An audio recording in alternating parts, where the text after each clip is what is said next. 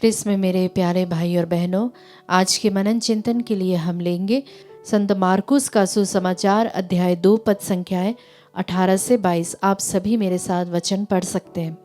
उपवास का प्रश्न। यूहन्ना के शिष्य और फरीसी किसी दिन उपवास कर रहे थे। कुछ लोग आकर ईसा से बोले, यूहन्ना के शिष्य और फरीसी उपवास कर रहे हैं, आपके शिष्य उपवास क्यों नहीं करते? ईसा ने उत्तर दिया, जब तक दूल्हा साथ है क्या बाराती शोक मना सकते हैं?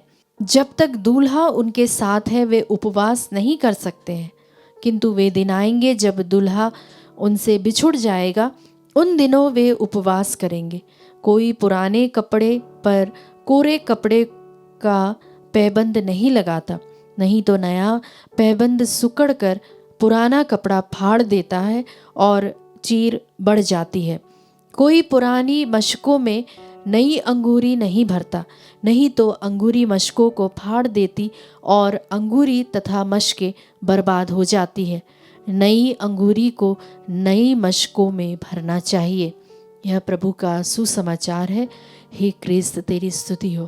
प्यारे विश्वासियों, प्रभु का वचन जो कि कहता है कि नई अंगूरी को नई मशकों में भरना चाहिए, नई अंगूरी को नई मशकों में भरना चाहिए। इस सुसमाचार में लोग यीशु से एक धार्मिक नियम के बारे में प्रश्न करते हैं। वह क्या है? उपवास का प्रश्न। उपवास क्यों नहीं करते?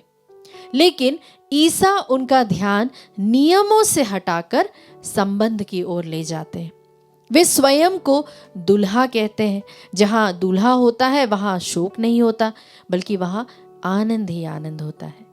ईसा हमें यह सिखाना चाहते हैं कि विश्वास केवल परंपराओं का पालन नहीं है, बल्कि जीवंत संबंध है। जब हम ईश्वर को केवल नियमों में बांध देते हैं, जब हम उनके नए कार्य को पहचान नहीं पाते हैं। प्यारे मित्रों, उपवास और आनंद, हम इस बिंदु पर मनन चिंतन करें।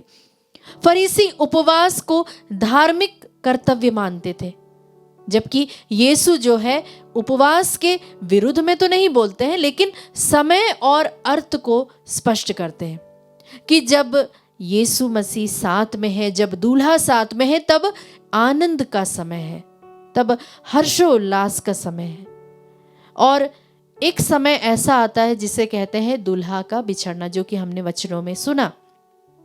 यह ईसा के दुख भोग और मृत्यु की ओर संकेत करता है। तब उपवास शोक नहीं, बल्कि प्रतीक्षा और आशा का भी प्रतीक बनता है। और एक और बिंदु जहां पर प्रभु अपने वचनों में कहते हैं कि नए पैबंद और नई मशकें।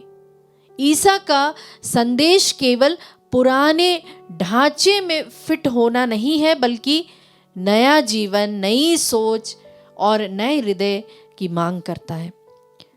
प्यारे मित्रों, हम अक्सर पुरानी आदतों जैसे कि डर या सोच में जमे रहते हैं।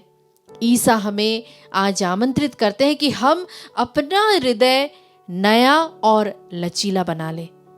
केवल रीति रिवाज निभाना बिना प्रेम और अर्थ के विश्वास को बोझ बनाने के बराबर है। यीशु मसीह चाहते हैं कि हमारी प्रार्थना और त्याग आनंद से भरपूर हो। नए विचार, नए सोच, ये पुराने तरीकों से लागू करने पर हमें असफलता मिलेगी। जैसे कि नई अंगूरी को नई मशकें चाहिए, वैसे ही नई चुनौतियों के लिए नए सोच की जरूरत पड़ सकती है। ईश्वर नियमों से अधिक हृदय को देखता है। हाँ मित्रों, नया जीवन पाने के लिए पुरानी जकड़न या हमारे पुरानी आदतों को हमें छोड़ना पड़ेगा। जहां यीशु है वहां विश्वास बोझ नहीं, बल्कि आनंद बन जाता है। लचीला हृदय ही ईश्वर की नई कृपा को संभाल सकता है। यह सुसमाचार हमें आत्म मंथन के लिए बुलाता है। किस बात के लिए बुलाता है? कि क्या मेरा विश्वास जीवंत है या केवल यह परंपरा मात्र है? क्या एक रूटीन है यह? क्या मैं ईश्वर की नई अंगूरी के लिए नई मशक बनने के लिए तैयार हूं?